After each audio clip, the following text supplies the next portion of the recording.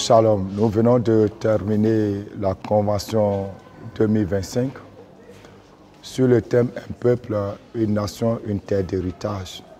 Par ce thème, nous avons compris que c'est Dieu qui crée les nations. C'est Dieu qui bâtit les nations à partir des peuples qui se donnent. Et à chaque peuple, à chaque nation, Dieu donne un territoire en héritage. Cela est vrai, non seulement sur le plan géographique, mais aussi sur le plan spirituel. Il y a beaucoup de choses que l'être humain a en héritage de la part du Seigneur. Et je dirais que la chose la plus importante, c'est le salut. Jésus-Christ est mort et il a laissé en héritage à son peuple le salut. Non seulement le salut, mais aussi la destinée. Parce que les différentes malédictions de nos pères et l'impact du péché nous avaient privés de beaucoup de choses. Mais à cause du sacrifice de l'agneau, nous avons non seulement la vie éternelle en héritage, mais en plus de cette vie éternelle, pendant que nous sommes ici sur terre, le Seigneur nous donne de pouvoir posséder tout ce dont nous avons besoin pour mener une vie heureuse. Donc, en dehors de l'héritage, en tant que portion terrestre, nous avons d'autres dimensions d'héritage qui nous ont été données par le Seigneur. Pour certains, ça peut être le mariage, parce que dans leur famille, il n'y a pas de mariage.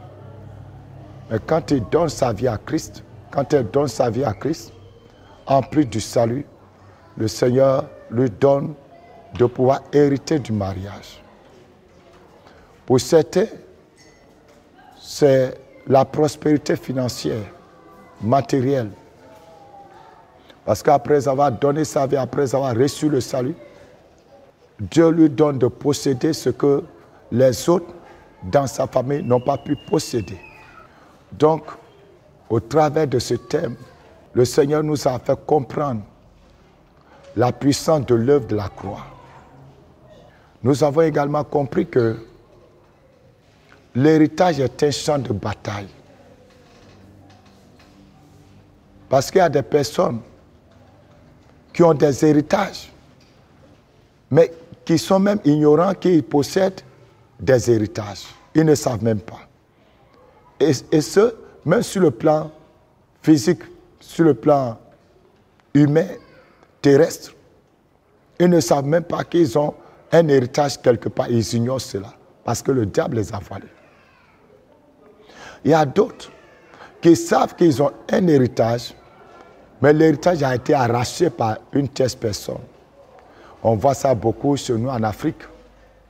Quand le père meurt, les oncles viennent arracher tous les biens du père.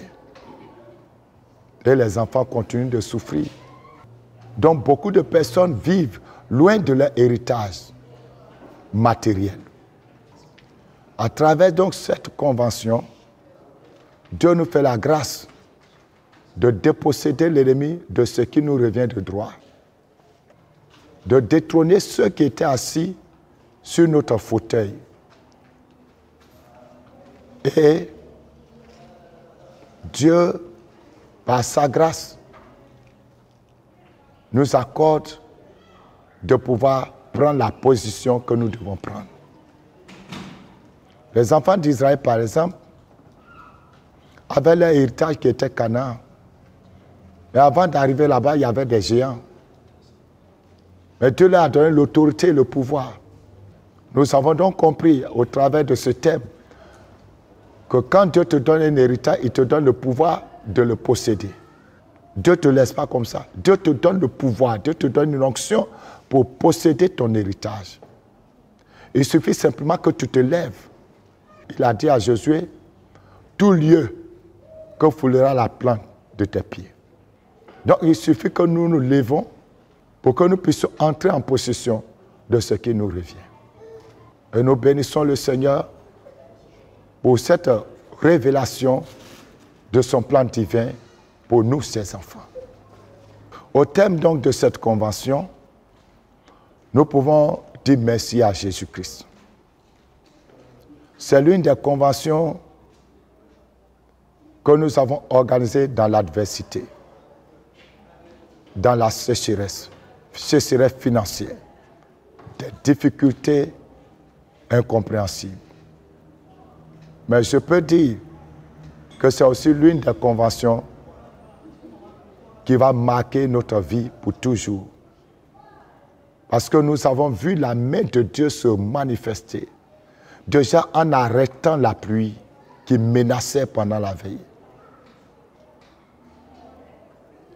La puissance de Dieu s'est déployée pour arrêter la pluie, suspendre la pluie, jusqu'à ce qu'on finisse, jusqu'à ce que tous les instruments soient retirés, parce que nous avons fait la veillée en plein air.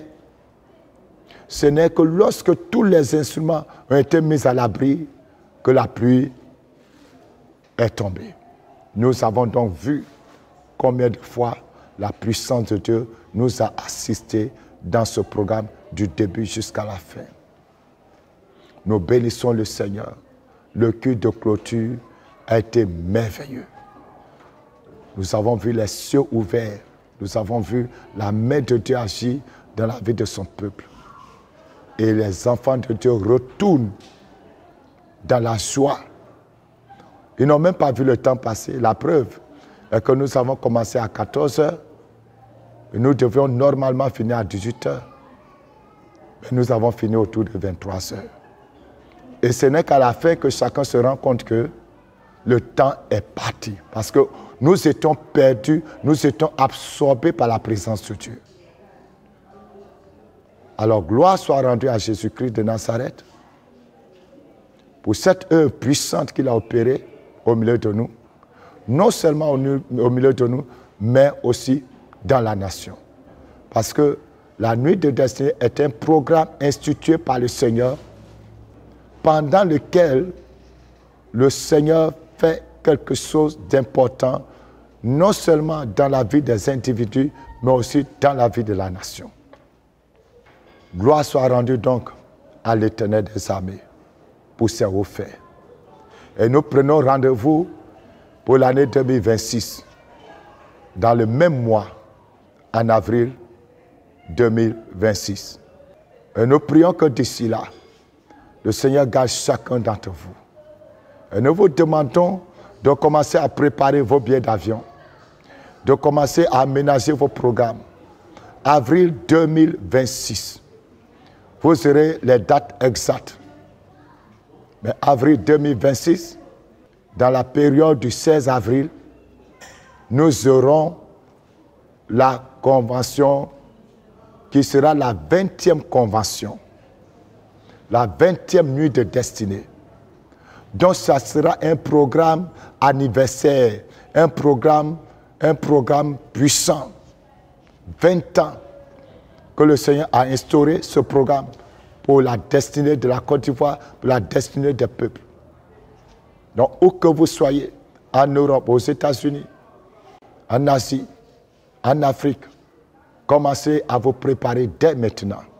Parce que 2026, ce sera une année où le trône de Dieu va prouver sa présence en Côte d'Ivoire. Shalom.